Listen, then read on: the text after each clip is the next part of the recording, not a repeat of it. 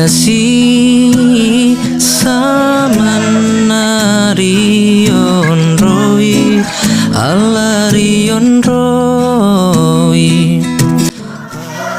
Ayo, apel pagi. Langsung ke lapangan semua. Apel pagi dulu. So, ayo.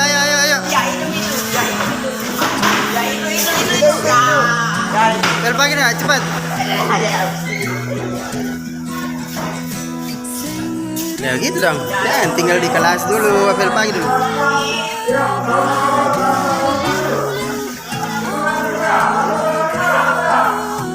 Ini kelas berapa nih? Langsung ke lapangan. Eksklusif hari ini.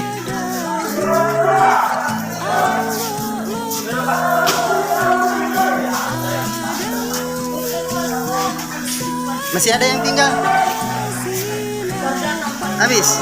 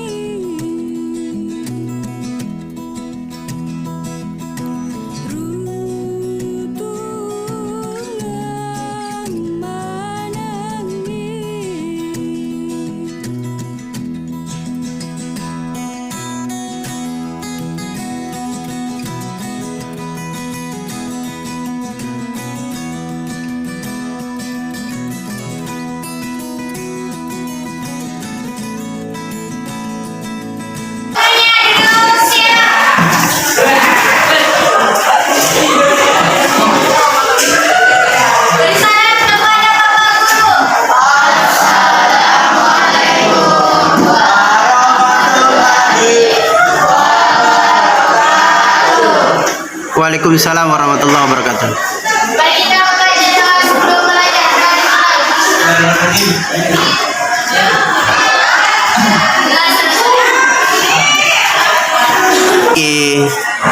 Pelajaran pada hari ini saya minta tolong ketua kelasnya disiapkan dulu.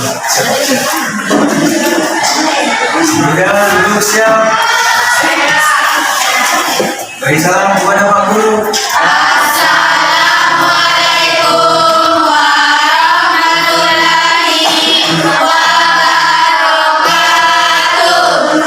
Waalaikumsalam warahmatullahi wabarakatuh. Kita mulai pelajaran hari ini, baiklah kita berdoa terlebih dahulu. Doa dimulai.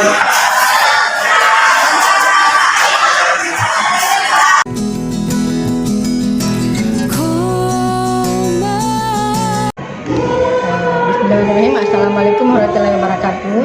Waalaikumsalam warahmatullahi wabarakatuh. Bagaimana kabarnya hari ini Pak Mas Dir? Alhamdulillah baik. Alhamdulillah. Pak Mas Dir, tujuan pendampingan kita kali ini bertemakan implementasi pembelajaran yang berpihak pada murid. Pak Mas Dir, apa saja proses yang sudah berjalan selama 1 bulan terakhir ini?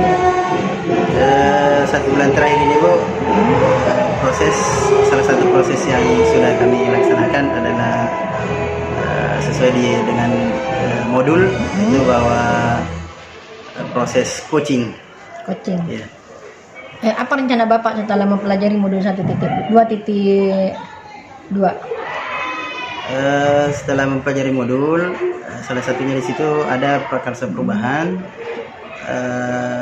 Jadi seperti di pendampingan pertama dulu, pendampingan kedua itu kita sudah menyepakati salah satu prakarsa perubahan yaitu pengolahan sampah.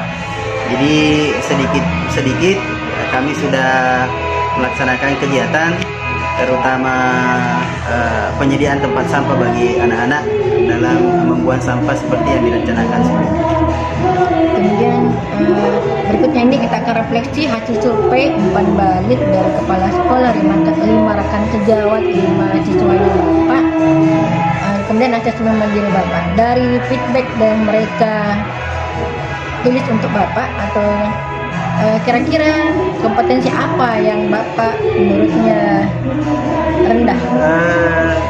Sepertinya secara umum rata-rata semua merata. Namun ada hal yang saya garis bawahi di situ bahwa kompetensi yang perlu saya tingkatkan itu mengenai penggunaan media pembelajaran pada saat proses belajar mengajar, kemudian pemberian umpan balik atau refleksi kepada siswa setelah proses pembelajaran akan berakhir. Kemudian bagaimana Bapak mengasah kompetensi tersebut yang kurang tersebut?